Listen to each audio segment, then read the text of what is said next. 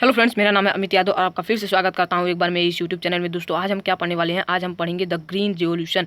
पिछले वीडियो में हमने पढ़ा था कि जो पालमपुर है वहाँ पर फार्मिंग किस तरह की जाती थी, वहाँ पर इलेक्ट्रिसिटी के आने के बाद किस तरह इरिगेशन फैसिलिटी चेंज हुई थी। ये सब हमने पिछले वीडियो में देखा, तो आप नहीं देखे तो चैनल में जाइए और आपको वो वीडियो मिल जाएगा। तो इस वीडियो में हम देखेंगे ग्रीन रिवॉल्यूशन। तो सबसे पहले इसका मीनिंग समझिए।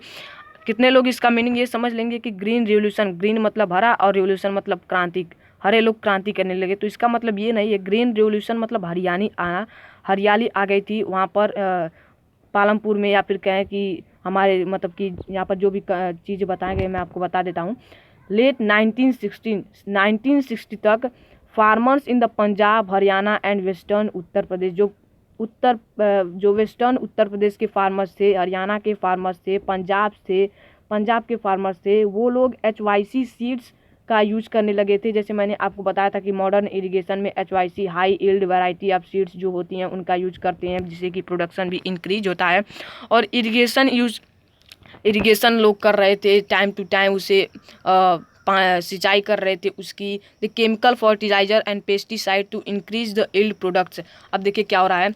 1960 तक जो फार्मर्स थे पंजाब के, हरियाणा के और वेस्टर्न उत्तर प्रदेश के, वो लोग भी थोड़ा मॉडर्न हो चुके थे और वो लोग भी HYC सीड्स का यूज करने लगे थे। इरिगेशन कर रहे थे अपने खेतों को ट्यूबवेल से, इलेक्ट्रिसिटी के माध्यम से इरिगेशन स्टार्ट कर दिए थे। केमिकल फर्टिलाइजर यूज कर रहे थे, पेस्टिसाइड्स यूज कर रहे थे। पेस्टिसाइड्स का मतलब आपको पता होना चाहिए।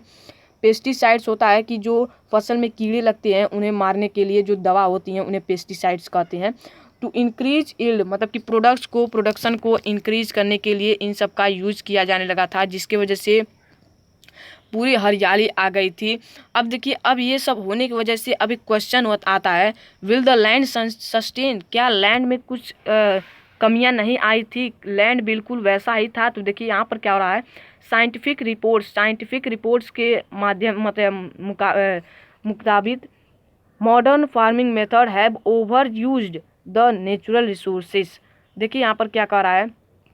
साइंटिफिक रिपोर्ट्स के माध्यम से अगर हम बात करें तो जो मॉडर्न फार्मिंग है, मॉडर्न फार्मिंग मतलब कि ट्यूबवेल से इरिगेशंस, HYC सीड्स का यूज करना, पेस्टिसाइड्स का यूज करना, इन सभी की वजह से जो मॉडर्न फार्मिंग मेथड है have over use the natural resources को ख़त्म करते जा रहे हैं, उनका बहुत ही ज़्यादा यूज होते जा रहा है।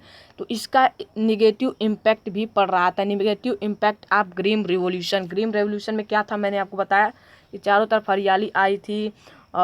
लोग HYC सीड्स का यूज कर रहे थे, पेस्टिसाइड्स का यूज कर रहे थे, और केमिकल फर्टिलाइजर केमिकल है तो जाहिर सी बात है अगर वो फसल ठीक हुआ पर सॉइल की जो फर्टिलिटी है वो तो कम होएगी ही होएगी।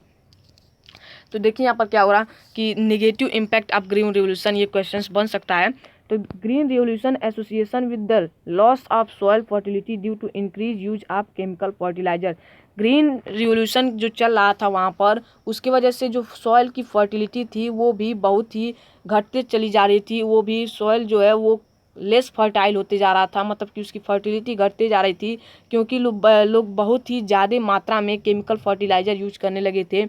केमिकली जो देखिए केमिकल जो होता है वो सॉइल की फर्टिलिटी को नष्ट कर देता है। इसीलिए हमें ज़्यादा केमिकल फर्टिलाइज़र का न यूज कर जो जो गांव में जो कई लोग अभी भी करते हैं, जो पशु होते हैं उनके डंग से जो मतलब कि बनता है, या फिर जो कतवार उतवार से मतलब कि फल के छिलके उलके से जो फर्टिलाइज़र बनता है, मैन्योर बनते हैं, उनको हम डालना चाहिए खेत में, ना कि ज़्यादा से ज़्यादा केमिकल फर्टिलाइज़र जो होता है वो उस समय तो फसल को बढ़ा देगा पर आगे चलकर सॉइल की फर्टिलिटी कम कर देता है।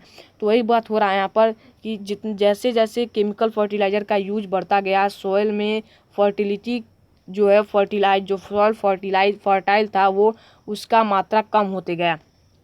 Continuous use of groundwater for tubewells irrigation has led to depletion of water cycle.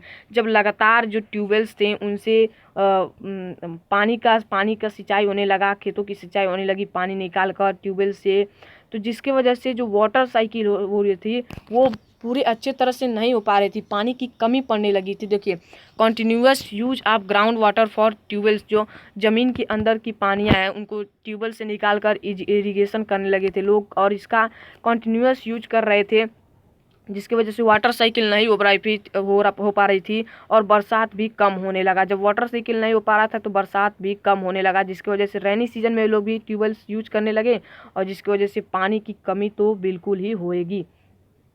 अब देखिए how is land distributed between the farmers of Palanpur, ये हम अगले वीडियो में देखेंगे। तो इस वीडियो में इतना ही। इस वीडियो में हमने देखा कि ग्रीन रिवॉल्यूशन क्या था, उसके नेगेटिव इम्पैक्ट क्या थे, और तो ये सब हमने इस वीडियो में देखा। तो चलिए मिलते हैं अगले वीडियो में। धन्यवाद।